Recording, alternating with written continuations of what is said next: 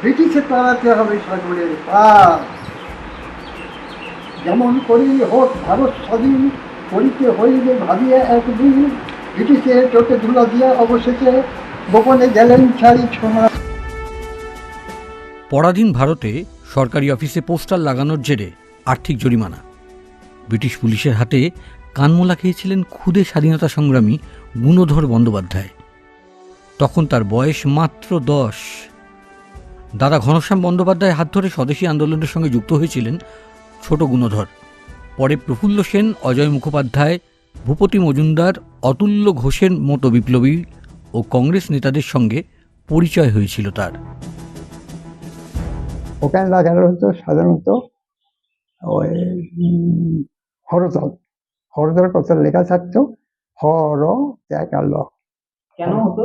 আচ্ছা, এই 4টে অক্ষর লেখা থাকতো।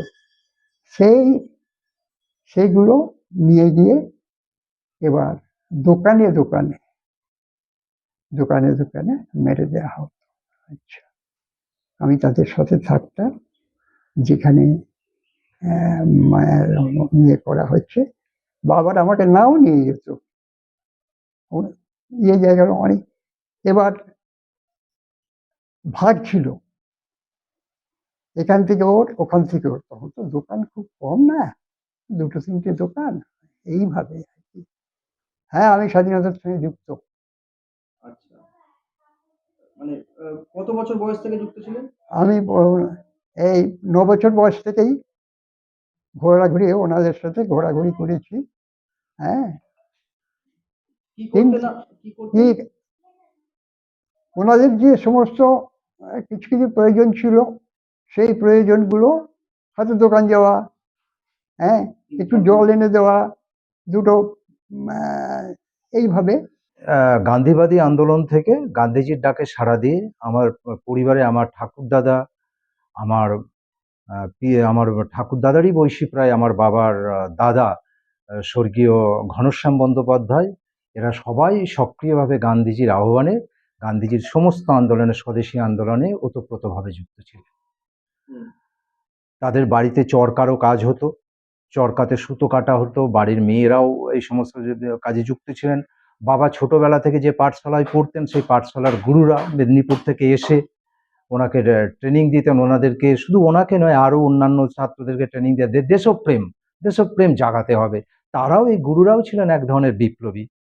তারা এই সমস্ত, এই ছোট ছেলেদের কাজে লাগানো হতো। হরতাল যেদিন, এরা ভোরবেলায় গিয়ে বা রাতের অন্ধকারে হরতাল দোকানে লিখে দেয়া, বিভিন্ন জায়গায় কোনো সরকারি অফিস, পোস্ট অফিস বা এই সমস্ত জায়গায় লিখে দিত। তাছাড়া পাড়াতে বা এলাকাতে যদি পুলিশ ঢোকে, তারা এসে বিপ্লবীদেরকে জানাতো। বিপ্লবীরা বা এরা আবার বাড়িতে এসে জানাতো। মায়েরা তখন সেই শাঁখের ধ্বনি বাজিয়ে, শঙ্খধ্বনি বাজিয়ে যে বিপ্লবীদের সাবধান করে দিত। দেশ স্বাধীন হওয়ার পর কংগ্রেসি রাজনীতির সঙ্গে যুক্ত হয়ে পড়েন গুণধরবাবু। 1964 সালে মহিপালপুর পঞ্চায়েতের উপপ্রধানও নির্বাচিত হয়েছিলেন তিনি। 1970 সাল থেকে 1978 সাল পর্যন্ত একই পঞ্চায়েতের প্রধান হিসেবে দায়িত্বও সামলেছেন। উপপ্রধান থাকাকালীন গ্রামে তৈরি করেন গান্ধীঘর। 24টি গ্রামের মানুষ সেখানে বসে আলোচনা করতেন।